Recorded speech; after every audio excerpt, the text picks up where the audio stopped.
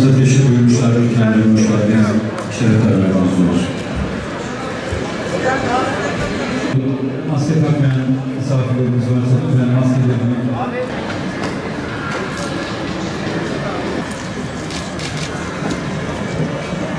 Garnizon Komutanı, Sayın Büyükşehir Belediye Başkanı. İnsanoğlu yaptıklarını ya hayatta yaşadıklarını ya yaparak ya yazarak geleceğe bırakıyor.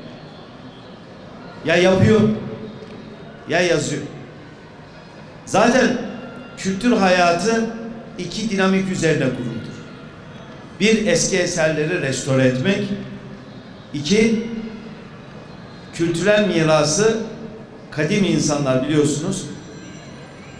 İlk çağlardan başlayarak insanoğlu taşları oyarak ev yaptılar, mezarları yaptılar, binaları yaptılar.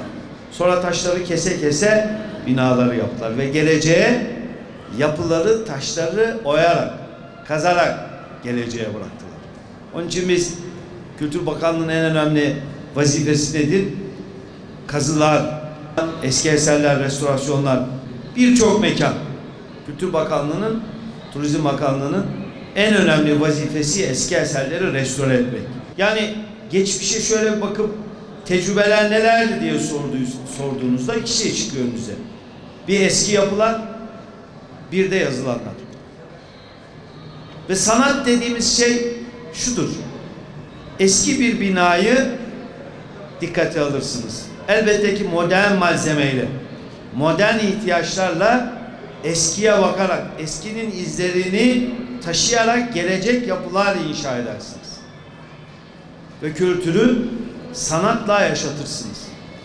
Ama geçmiş atalarımızın binlerce yıllık yaşam serüveninin muhafaza edildiği yerler o tarihi yapılardır. Bunlara somut miras diyoruz. Somut olmayan miras nedir? Yaşam tarzımızdaki hayat tarzımız. Onlar da yazıyla kitaplara gitmiştir. Kitaplarda şiirden, dilden, edebiyattan, felsefeden, kimyadan, matematikten her şey var. Yaşamımıza dahil. Sadece yazmak yok, orada çizmek de var. Yazmak, çizmekten bahsederiz.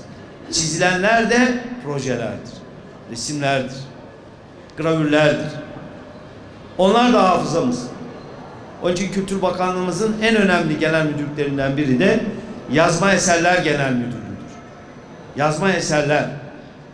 Orada kültürel hafızamızın kodları var. Demek ki insanoğlu geleceğini, hikayesini ancak geçmişin hikayelerini hatırlayarak inşa edebilir. O halde kitap ve kütüphanesiz bir dünya düşünmek mümkün değil. Mutlaka çok çeşitli kitapları insanlarla buluşturmak lazım. Bu ara e-kitap üzerinden bir portal hazırlığımız var. Yani insanlar bulundukları noktalardan istedikleri kitaba e-kitap üzerinden ulaşabilsinler diye. Bu da başka bir çalışma metodu. Demek ki kütüphane önemli. Malumunuz 3 tür kütüphane var. Bir, millet kütüphanesi. Türkiye'de ne kadar matbu eser varsa önce birer nüshası Türkiye'de 6 tane kütüphanede mutlaka buluşur. Bir de araştırma kütüphaneleri var ki üniversiteler belli konularda uzmanlıkları üzerinden araştırmacılara mekanlarını açarlar. Bir de halk kütüphaneleri var. 7'den 70'e, çocuktan yetişkine. İşte halk kütüphanelerinin hedefinde bütün millet var. Burada halka ulaşabilmek gerekiyor. Çarşı anlayışımız değişti. Daha bir konforizm beklentisi var. Hele soğuk vilayetlerde kışın işte AVM bir ihtiyaçtan doğdu. Otoparkları var, ısıtması var, soğutması var. Her şey burada. Şimdi Türkiye'de 500'den fazla AVM var. Ve istatistiklere göre Türkiye'nin nüfusunun 50 milyon civarı AVM'lere gidiyor, orada alışveriş yapıyor. 30 milyonu AVM'yle tanışmıyor. Bu arada AVM'lerle ilgili tartışmalar da var elbette. Olabilir. Ama sonuçta bir realite var.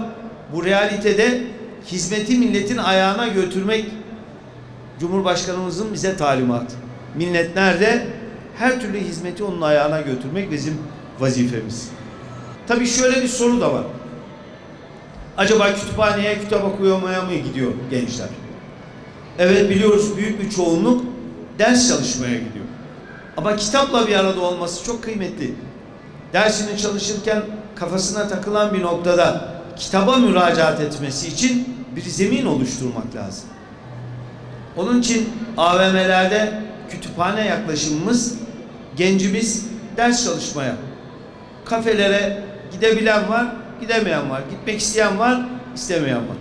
Ama bu ortamda ders çalışacağı veya kitap okuyacağı bir noktanın olmuş olması bizim arzu ettiğimiz bir yaklaşımdı. Bugün bunu burada gerçekleştirmiş olmanın mutluluğunu yaşıyoruz. Ailemize hayırlı uğurlu olsun.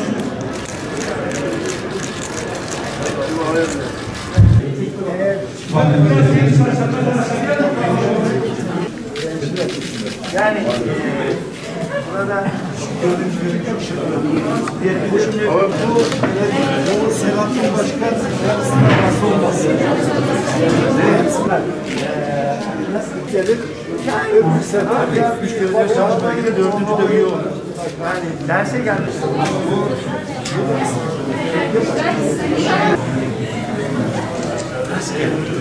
Yani son ürünümüzü koyduk.